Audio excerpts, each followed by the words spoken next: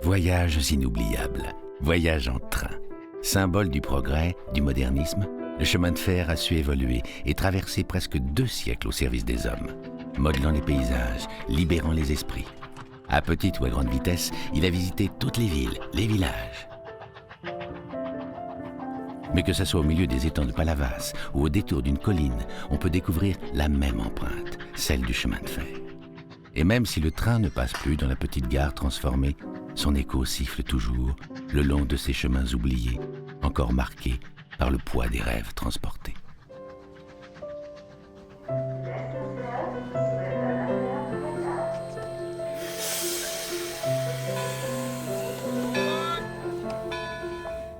À l'aube de l'ère industrielle, au début du XIXe siècle, le chemin de fer est né sur le carreau des mines pour transporter le charbon, depuis les puits d'extraction jusqu'à la voie d'eau navigable la plus proche. Voie rapide, les chemins de fer, en franchissant des distances de plus en plus grandes pour transporter les marchandises, allaient ouvrir des routes privilégiées pour les voyageurs.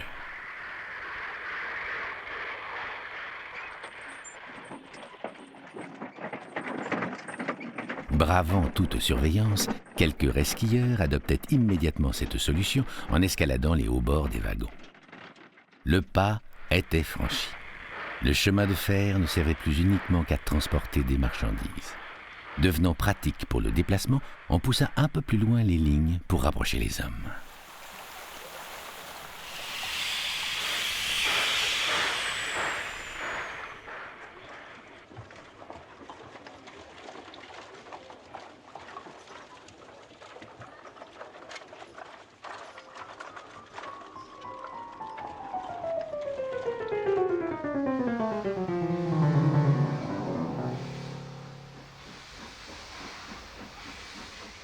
Avant d'être concurrentiels, les rapports entre le rail, la route et l'eau ont été naturellement complémentaires. On inventa même la diligence à roues interchangeables pour passer de la route au chemin de fer. C'est au moyen d'une grue que la voiture, une fois libérée de ses chevaux, sera enlevée. Son train de roue se détachera aisément et sera alors remplacé par un autre adapté au rail. Cette opération se fera en moins de 5 minutes et sans secousse pour les voyageurs qui n'auront point à mettre pied à terre. Aussitôt, la locomotive fit entendre son acre en respiration. L'immense machine s'ébranla. On entendit la grinçante trépidation du fer. Les lanternes passèrent à notre gauche et à notre droite, rapides comme les torches qu'emportent les lutins pendant une nuit de sabbat. Et tout en laissant une longue traînée de feu sur notre route, nous roulâmes vers Orléans.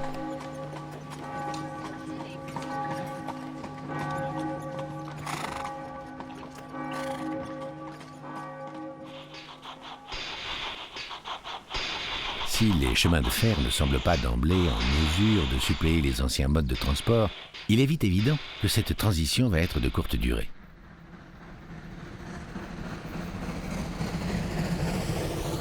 En 1833, on mettait encore 14 heures pour aller de Paris à Rouen en diligence et 10 heures de Rouen au Havre en bateau.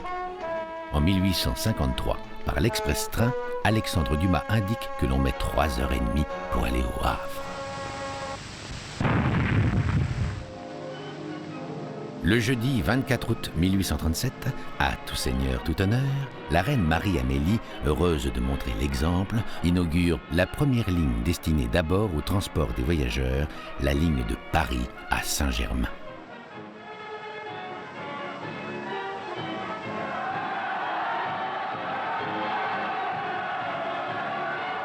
Un absent de marque pourtant, le roi Louis-Philippe.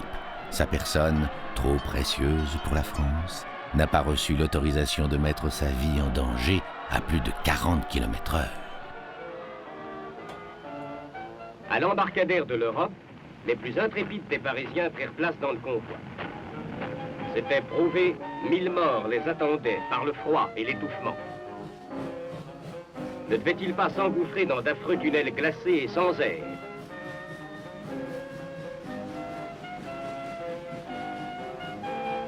Circuler dans de profondes tranchées? Après cette démonstration concluante, la locomotive s'élança courageusement sur les chemins à ornières pour la plus grande frayeur des gens de l'époque. Ils voyaient là un engin diabolique qui tuerait les oiseaux et écraserait les vaches, lesquelles, comme on sait, prirent au contraire grand plaisir à ce nouveau spectacle. Car elles étaient belles, ces machines, avec leurs cuivres étincelants et leur corsage de bois verni.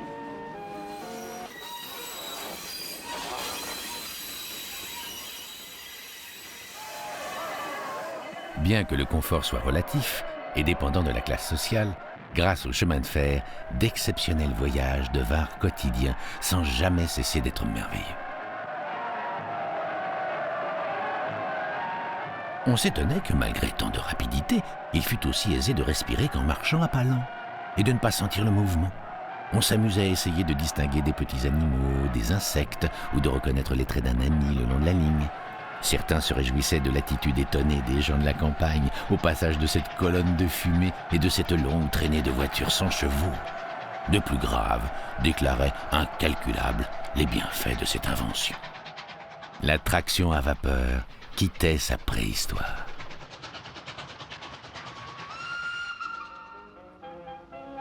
Tous les écoliers savent que le premier véhicule à vapeur, le très célèbre Fardier de Cugnot, fut expérimenté à Paris en 1770.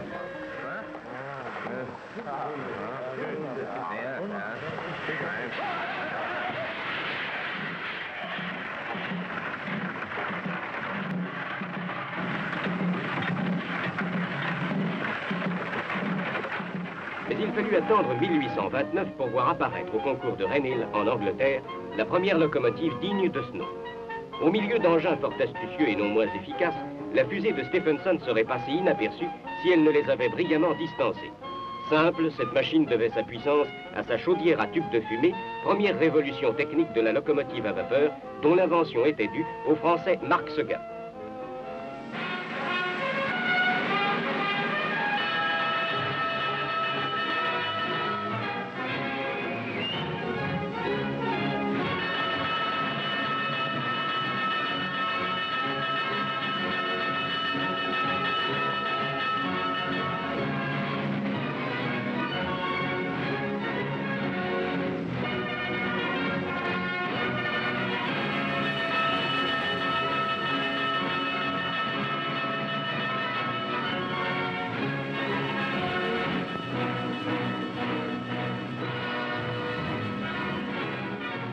Partout, en France, en Europe, de grandes manifestations sont organisées.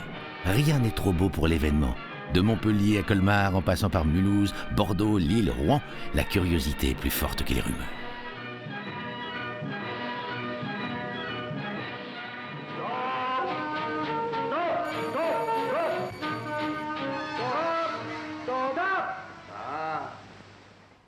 Malgré quelques irréductibles, malgré tout ce qui a été écrit ou dit, le chemin de fer intrigue, attire et fait rêver. Demain, Paris enverra ses Parisiens à la province, qui lui donnera ses provinciaux en échange. Le grand bouleversement est en marche. Le monde est happé par la modernité, la vitesse, la découverte. Imaginez la belle aventure.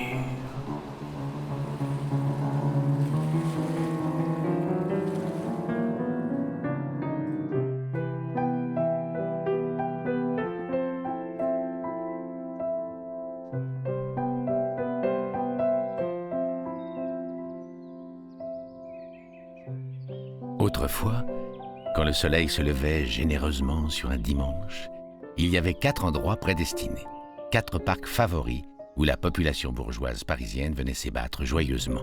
C'était Meudon, Saint-Cloud, Trianon et Versailles.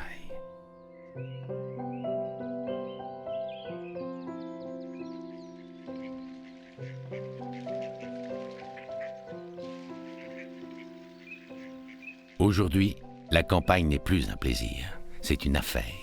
On ne part plus 4 ou 5 dans un coucou, 10 ou 12 dans un omnibus, 50 ou 60 sur un petit bateau à vapeur. On part 12 ou 1500 en chemin de fer. N'importe où vous allez, un chemin de fer vous y mène, et le chemin de fer est la destruction de tout plaisir. Plus de grelots, plus de coups de fouet, plus de chevaux blancs, plus de guinguettes chantant tout le long du chemin, plus rien de ce qui, d'une route 2 fois plus longue, faisait en réalité une route 2 fois plus courte. On allait à la campagne par la campagne. Aujourd'hui, on va à la campagne sans savoir par où. Et quand le soir, à heure fixe, il faut partir, on vous met votre fils dans un wagon, votre femme dans un autre, vous sur l'impériale, et vous êtes bien heureux si en arrivant à Paris, vous retrouvez votre famille. À tous ces incontestables désagréments, les partisans des chemins de fer opposent cette seule raison. On va si vite. En ce milieu du 19e siècle, le train faisait peur. On craignait 1000 maux. La tuberculose et la fluxion de poitrine à cause de la vitesse. Le décollement de la rétine en raison du défilement inhabituel du paysage. Et pour lire en chemin de fer, si l'on ne voulait pas devenir aveugle, il était fortement conseillé de prendre des livres hygiéniques, au caractère gros et net, et de se soigner journellement ses yeux avec l'eau dulcifiante et lénifiante. Un savant, dans les années 1850, aurait calculé qu'un homme qui voyagerait chaque jour 1 heure en chemin de fer et qui régulièrement lirait pendant le trajet devrait infailliblement perdre la vue en moins de 6 à 8 mois.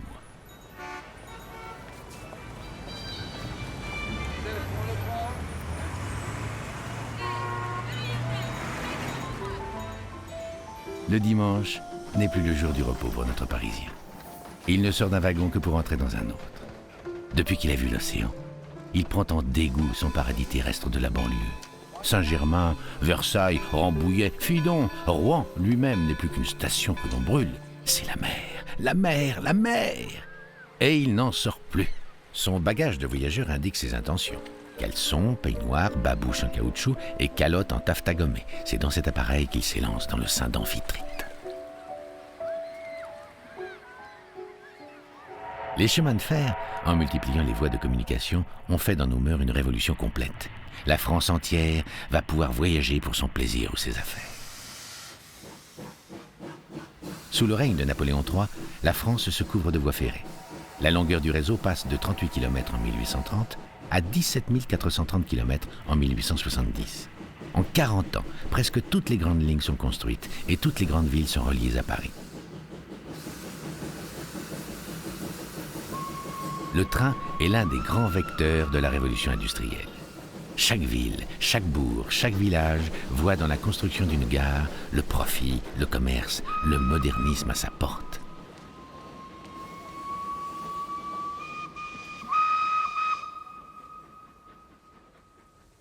Castelnau-le-Lez, cette commune aux portes de Montpellier, située sur le chemin de Nîmes, a ouvert sa gare le 9 janvier 1845. Le jour de l'inauguration de la ligne ferroviaire Nîmes-Montpellier. La station de Castelnau a été, dès le début, desservie par tous les trains reliant ces 2 grandes villes du Sud. Mais contrairement à ses 12 sœurs, qui jalonnaient le parcours de 30 km, la halte ferroviaire de Castelnau n'a pas connu de succès. Comme toutes ces lignes naissantes, elles étaient créées à la grandeur de l'époque. Ce qui est aujourd'hui un saut de puce était une révolution pour les habitants. Très vite, 2 intérêts parfaitement distincts apparaissent. D'un côté, nous avons les voyageurs qui parcourent seulement les sections principales de la ligne. Et de l'autre, nous avons ceux qui fréquentent les stations intermédiaires. Les premiers désirent des convois rapides, les autres, au contraire, demandent un grand nombre de haltes afin de desservir le mieux possible toutes les populations rurales. Il est bien certain que tout ce que l'on fera pour satisfaire le second devra nécessairement contrarier le premier. La première bataille du rail commence. Un équilibre doit être rapidement trouvé entre le nombre d'arrêts, de gares et la distance parcourue. Économie oblige, en 224 jours, seulement 1624 voyageurs ont été recensés. Alors, la station de Castelnau disparaissait. L'espace s'ouvre, le paysage s'agrandit démesurément. Bien plus qu'un lieu, la gare devient un nom mythique où l'homme des campagnes accède à un privilège réservé jusque-là aux gens des villes, le droit à l'aventure. Dès le 4 octobre 1883, les Parisiens découvrent la dernière merveille du transport en chemin de fer, l'Orient Express. Ce train au confort extrême propose à ses voyageurs un trajet long de 3200 km jusqu'au Bosphore, les portes de l'Orient. Synonyme de luxe, de romance et d'intrigue, tout le monde rêve de voyager à bord du train des rois. Dans l'Orient Express, on pouvait rencontrer au hasard des couloirs des diplomates, des rois, des maharajas, des princes russes, des actrices de cinéma, des agents secrets et aussi des crimes, tout un roman. Mais cette histoire préfigure déjà le chemin de fer de demain, sans frontières, et les différentes compagnies ferroviaires privées qui découpaient alors le paysage français, de l'Est, de l'État, du Nord, le puissant Paris-Lyon Méditerranée, devront d'abord fusionner. C'est ce qui sera réalisé en 1938 avec la SNCF, la Société nationale des chemins de fer français.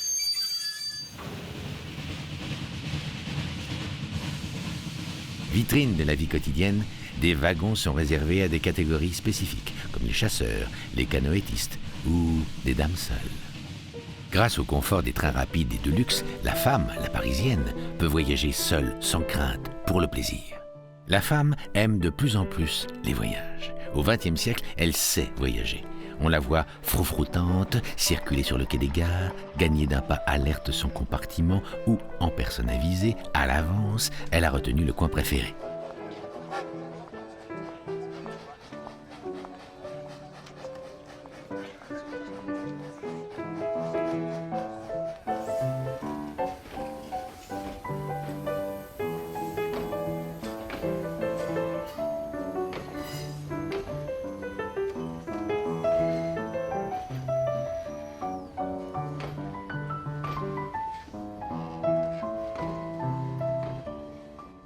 Les distances n'existent plus. Le séjour en wagon, souvent véritable salon roulant, au siège moelleux, coquettement décoré, loin d'être une fatigue, devient une distraction, un plaisir exempt de toute préoccupation. Face à ce nouvel engouement pour le chemin de fer, quelques prescriptions diverses relatives au service des trains et à la sûreté des voyageurs sont éditées dès 1854. Il est défendu aux voyageurs d'entrer dans les voitures sans avoir pris un billet et de se placer dans une voiture d'une autre classe que celle indiquée par le billet. Il n'est pas permis d'entrer dans les voitures ou d'en sortir autrement que par la portière qui fait face au côté extérieur de la ligne du chemin de fer. Il est défendu de se pencher en dehors des voitures. Les voyageurs ne doivent sortir des voitures qu'aux stations et lorsque le train est parfaitement arrêté. Il est défendu de fumer dans les voitures et dans les gares. L'entrée des voitures est interdite à toute personne qui serait en état d'ivresse ou vêtue de manière à salir ses voisins, à tous individus porteurs de fusils chargés ou de paquets qui par leur nature, leur volume ou leur odeur pourraient gêner ou incommoder les voyageurs. Les bureaux des recettes sont fermés 5 minutes avant l'heure du départ.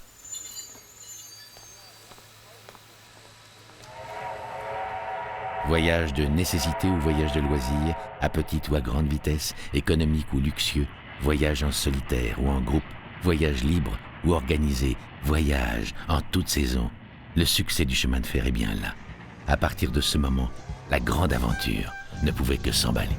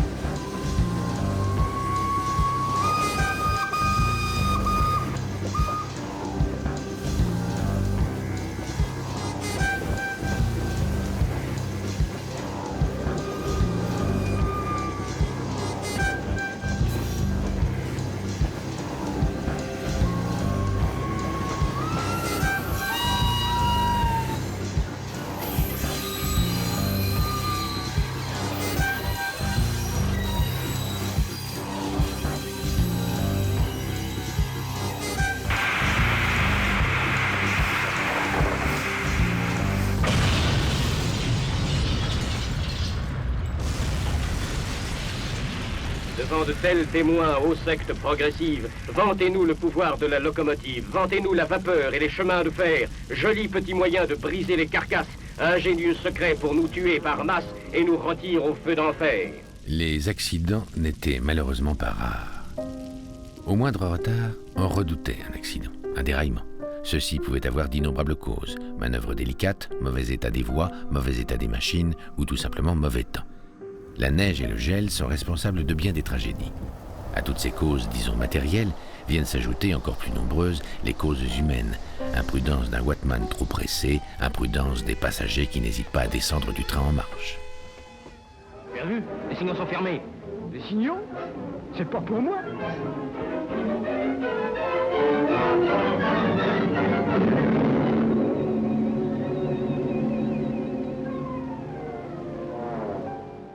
Le chemin de fer est le théâtre de plusieurs catastrophes dont l'ampleur frappe les esprits, surtout quand on voit le traitement que leur réservent les journaux illustrés de l'époque.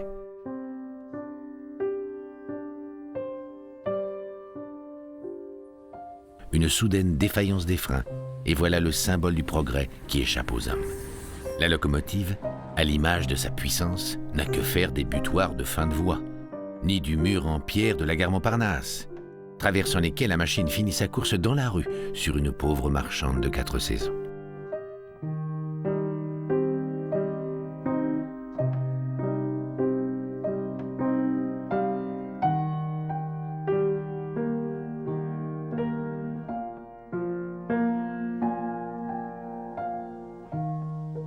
Dans un déraillement comme celui-ci, la machine est tellement solide qu'il suffit de la remettre sur les rails et ça redémarre.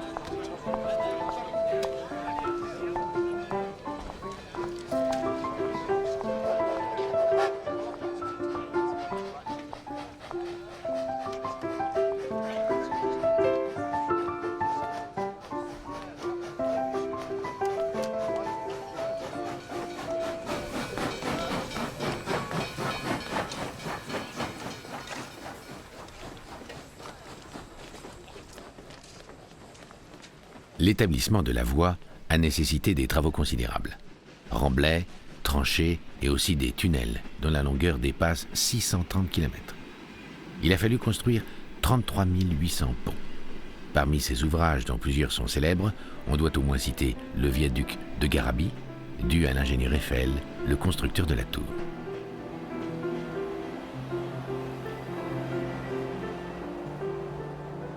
Le deuxième exploit lié au chemin de fer, après celui d'avoir rapproché les hommes, a été sans conteste cette incroyable prise de possession des territoires.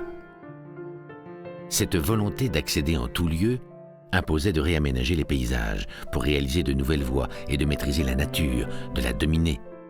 Et au XIXe siècle, tout semblait possible. Tout restait à faire, et vite. Montagnes, rivières, vallées étroites, tout était devenu prétexte à la construction d'ouvrages d'art. Mais à quel prix?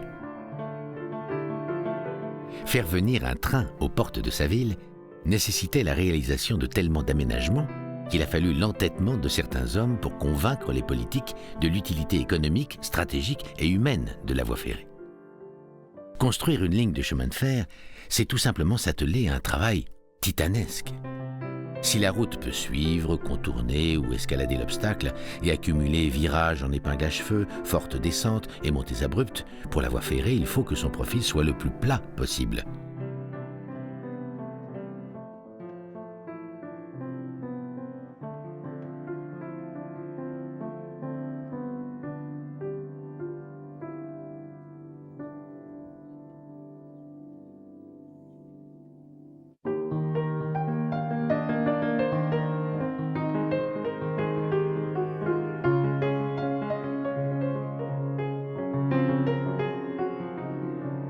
Il faut déployer beaucoup d'ingéniosité dans ces paysages et sur ces terrains si différents pour créer le réseau de chemins de fer. Que d'efforts humains sont alors nécessaires pour assouvir l'appétit gargantuesque du développement.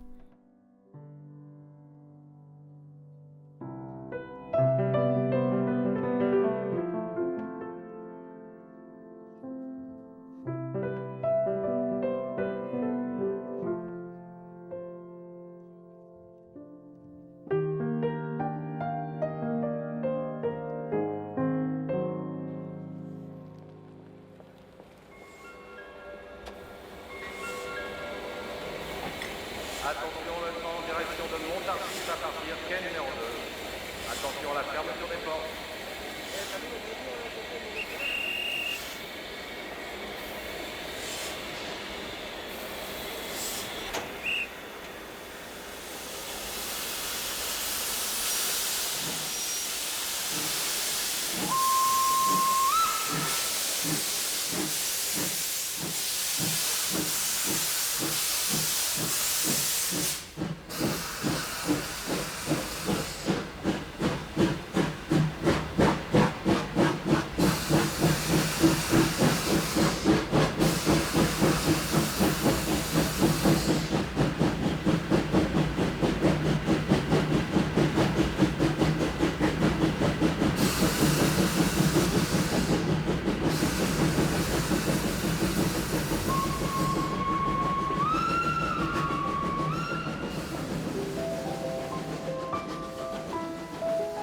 Coltineurs, rippeurs, poseurs.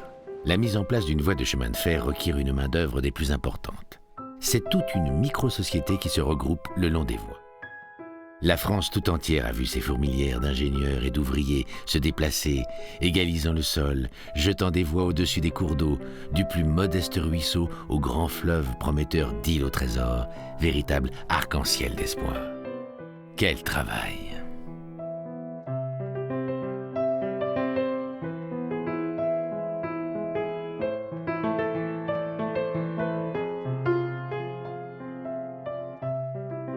Palais voué au progrès ou simple masure perdue au beau milieu de nulle part, le principal est que l'arrêt du train existe et qu'il soit à l'heure.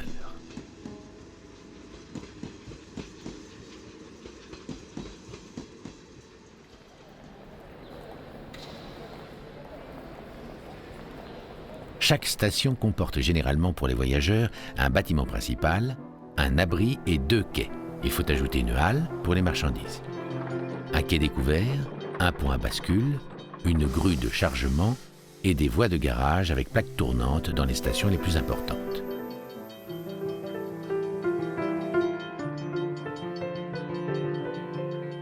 Les haltes, elles, se limitent à une maison de garde à laquelle est accolée une annexe servant de salle d'attente et de distribution de billets.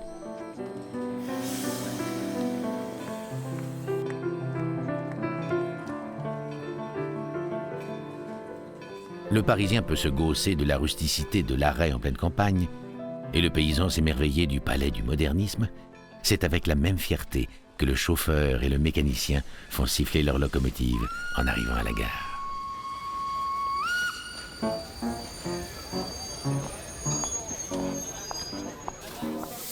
À l'origine, la signalisation était exclusivement humaine.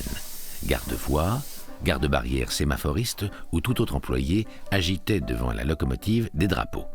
Mais pour le confort et la sécurité de tous, pour une meilleure visualisation de l'information, une série de panneaux et de signaux pivotants de grande dimension et commandés à distance vont finir par informer le mécanicien. Un panneau rouge, un feu rouge ou un drapeau rouge est un signal d'arrêt.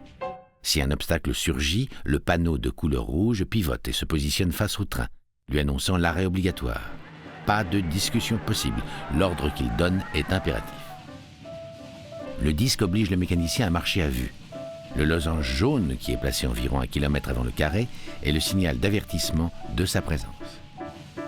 Dès le début de l'exploitation des chemins de fer, il a été indispensable de réglementer la circulation sur les voies ferrées, de la contrôler et de la diriger. Il n'est pas question qu'un train vienne en rattraper un autre et le percuter.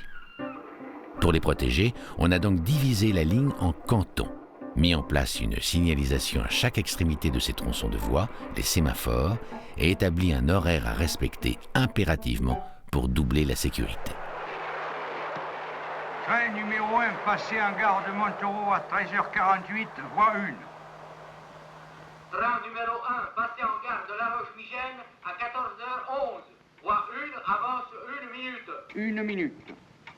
Ainsi, tout au long du parcours, le passage de chaque train est signalé au poste de régulation. En liaison téléphonique directe avec toutes les gares de la zone dont il est responsable, le régulateur établit minute par minute le graphique de la marche réelle des trains.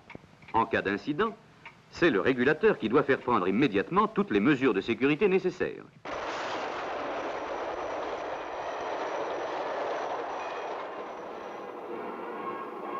Faire l'heure n'est pas qu'un jeu, qu'une performance demandée au mécanicien et son chauffeur. Émile Zola écrivait dans La bête humaine « Et jamais les deux hommes n'avaient senti si étroitement le lien de fraternité qui les unissait sur cette machine en marche, lâchée à travers tous les périls où ils se trouvaient plus seuls, plus abandonnés du monde que dans une chambre close, avec l'aggravante, l'écrasante responsabilité des vies humaines qu'ils traînaient derrière eux. »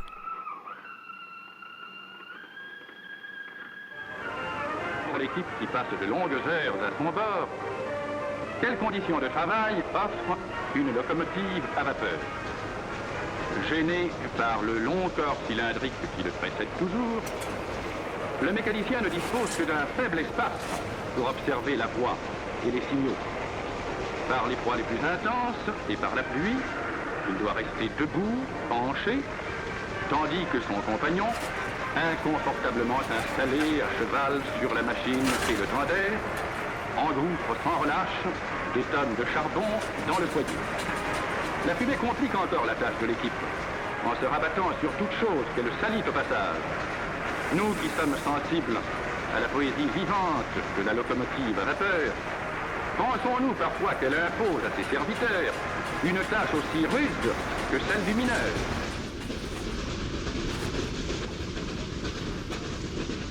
Imaginez l'ambiance qui pouvait régner dans un abri de locomotive à vapeur comme celui-ci, à la traversée d'un tunnel.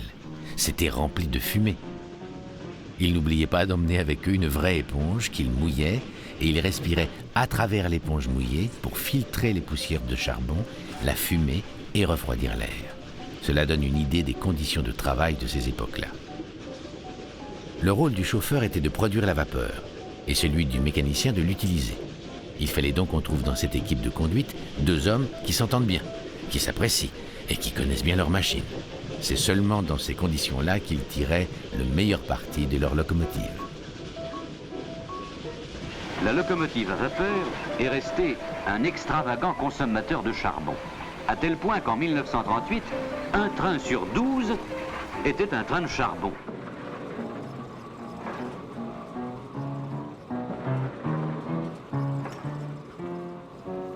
Le chauffeur charge à lui d'aller approvisionner son tinder.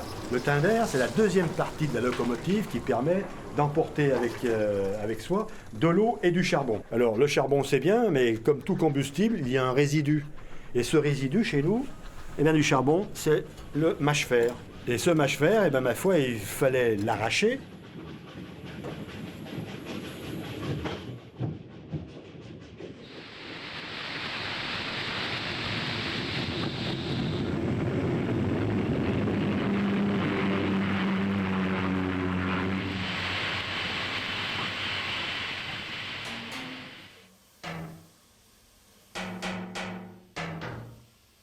De toute façon, dès l'instant que la machine était à l'arrêt, les deux hommes descendaient, le mécanicien descendait de sa locomotive et faisait le tour de tout son mécanisme. Avec le petit marteau, faisait des sondages, avait la burette, complétait tous les endroits où on pouvait mettre de l'huile, où il y avait des pièces en mouvement. On ne verra jamais les hommes accoudés en attente. Sur les quais, le long des voitures, on pouvait observer parfois un étrange manège, des hommes munis d'une masse cognée contre les roues du train. Aux interrogations des enfants, les cheminots racontaient que ces hommes, appelés les visiteurs, cherchaient une roue en bois, qu'ils avaient réparé un wagon dans un atelier et qu'un ouvrier s'était trompé, il avait mis une roue en bois au lieu d'une roue en fer. Le wagon avec sa roue en bois était reparti dans la nature, on ne savait plus où il était. Et depuis, on tapait avec le marteau sur les roues pour retrouver celle en bois. En réalité, il ne cherchait pas la roue en bois, c'était pour voir si les roues n'étaient pas fêlées, ou si le bandage de la roue n'avait pas tourné ou bougé. Il travaillait au son, au bruit. Il donnait un coup dans le bandage. Si cela faisait un son clair, c'est que le bandage était serré sur la toile de roue et que tout allait bien. Mais si cela faisait un son mat, c'était que le bandage était détendu. À ce moment-là, il y avait un risque qu'il sorte de la roue et évidemment, un risque de déraillement. Qu'est-ce que je fais? Lire le toit. Entendu. Un coup d'œil sur le tableau des chantiers de travaux sur la voie. Rien de nouveau, toujours ce ralentissement à 30 sur 600 mètres au kilomètre 468.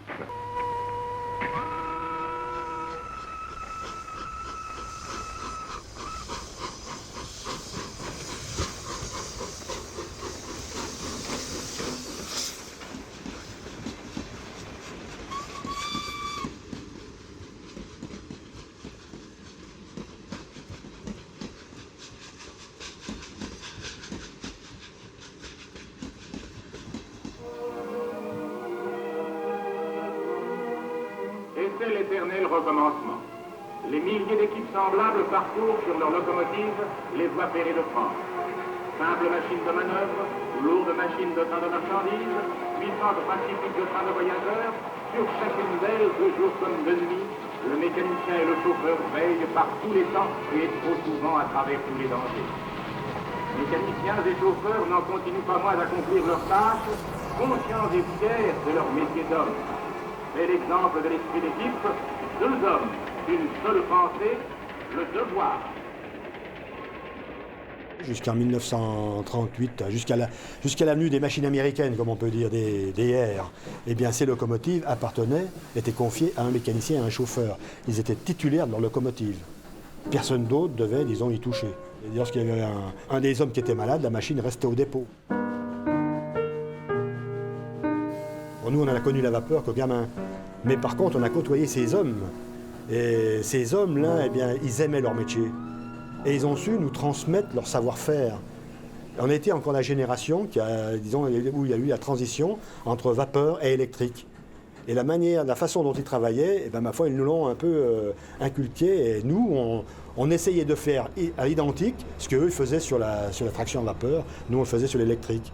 C'est-à-dire monter dans une machine, la nettoyer, nettoyer les vitres, être dans un lieu vraiment personnalisé. Et croyez-moi, on était assez fiers de faire à peu près comme eux, de ressembler à eux.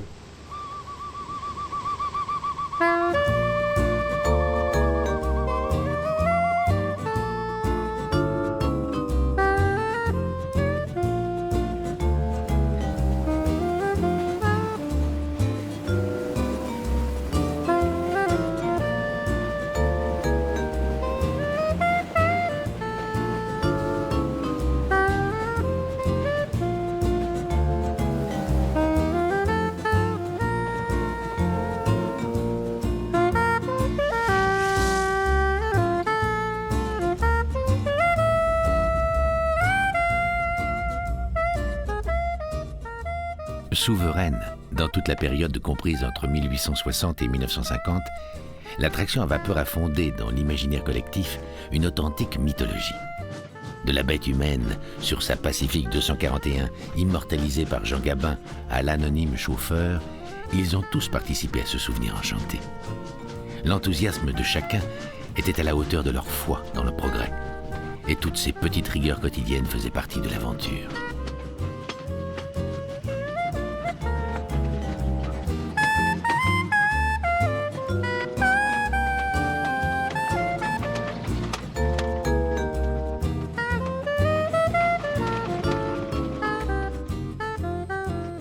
C'était l'époque où le petit train semblait appartenir aux usagers.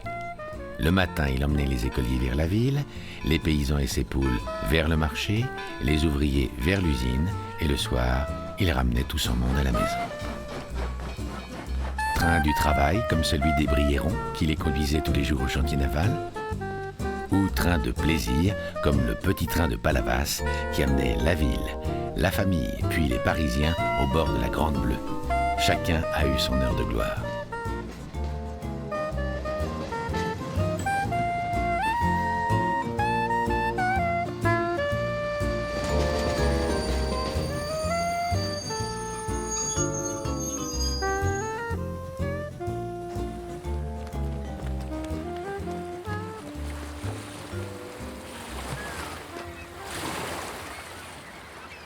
1 minute d'arrêt dans le moindre village, et c'était déjà la ruée vers l'ouest, l'aventure, la conquête du monde pour les petits et les grands. C'est toute une époque, une manière de vivre aujourd'hui caractéristique du XXe siècle qui s'est développée, transformée et qui s'en est allée avec la vapeur. Peut-on encore imaginer ces arrêts au milieu de la ville, sans quai, sans barrière, sans protection ? Peut-on encore envisager de s'accrocher là où on peut, de monter ou de descendre avant l'arrêt du train, de traverser les voies à n'importe quel moment, même si le train n'y est pas ? Saviez-vous qu'au tout début du chemin de fer, on faisait même précéder le train par un homme à pied qui, tout en courant, agitait une cloche et un drapeau le jour et de nuit une lanterne pour les traverser en site urbain. Souvenez-vous aussi du chef de gare qui courait le long de la rame. Il s'essoufflait et criait toujours comme il pouvait les mêmes mots. « Allons, pressons, en voiture, attention au départ !» Car il fallait presser les gens à cette époque. Et pas de porte automatique, de couperet mécanique, qui n'a que faire du retardataire, de l'impotent, des problèmes des hommes. C'était l'époque où l'on vivait sur un autre tempo. Et qui se souvient de l'aboyeur ? L'aboyeur, c'était quelqu'un qui était choisi pour sa voix qui portait. En fin de compte, il remplaçait simplement la sonorisation d'aujourd'hui. Il avait donc pour fonction, lorsque les trains de voyageurs s'arrêtaient dans les gares, de remonter tout le long du train et d'aboyer « Montpellier, Montpellier, arrêt buffet, cabinet au fond du quai !» À une époque pas si reculée, il n'y avait pas de toilettes dans les trains. Donc, les gens profitaient des temps d'arrêt suffisamment longs pour aller tout simplement aux toilettes.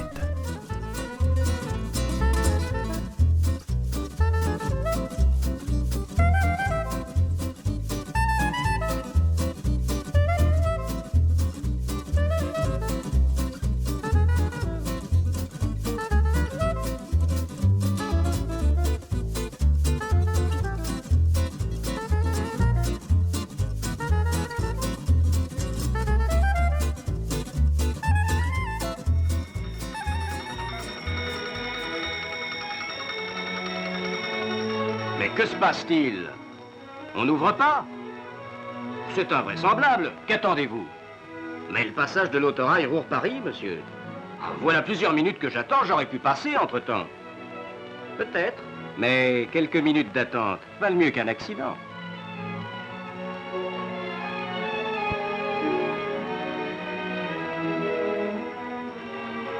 Deux trains de sens contraire peuvent se croiser au voisinage du passage à niveau.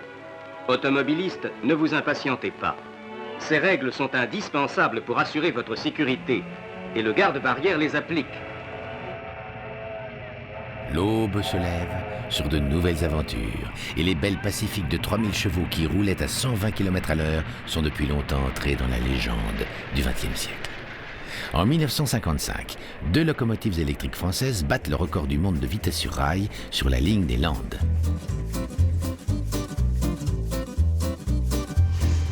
Vitesse 331 km à l'heure, record du monde. Le 26 février 1981, le TGV atteint la vitesse de 380 km/h. 10 ans après, en 1990, avec l'opération Sardine, une rame de TGV a atteint la vitesse record de 515,3 km/h et parcouru la distance de Calais à Marseille en seulement 3h30. Modernité, confort, rapidité, tout a changé pour plus de sécurité, d'efficacité, et qui s'en plaindrait? Et pericoloso sporgesi, do not lean out of the window, il est interdit de se pencher par la fenêtre.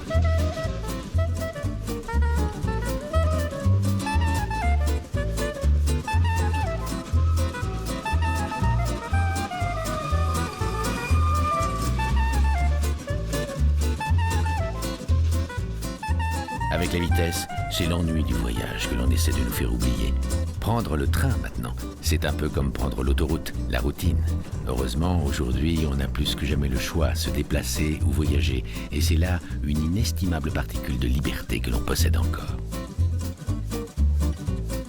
J'ai eu la chance, mon père était mécanicien à la vapeur. Là, disons, je descends d'une famille, donc je suis, comment on dit, fils, petit-fils, arrière de petit-fils de cheminot. Et encore même en plus, ma fille et mon gendre sont cheminots également. Alors vous voyez, je crois, c'est comme Astérix, quand on est tombé dedans, on n'en ressort plus, quoi. Aujourd'hui, la machine à vapeur a totalement disparu en Europe, excepté pour des raisons touristiques. En France, la dernière locomotive à vapeur a circulé en service commercial en 1973. C'était hier.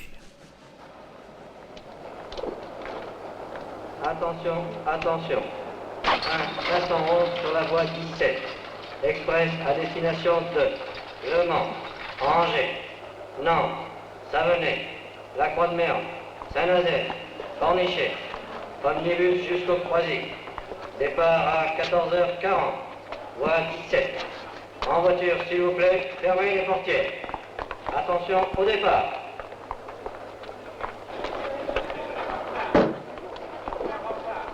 C'est bientôt l'heure.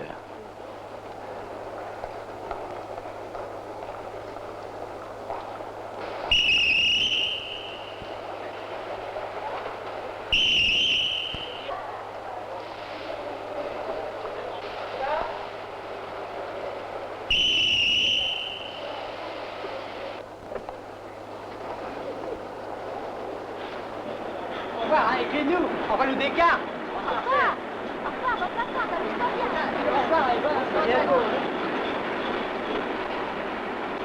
Un train de plus vient de partir. D'autres convois se forment et partiront à leur tour.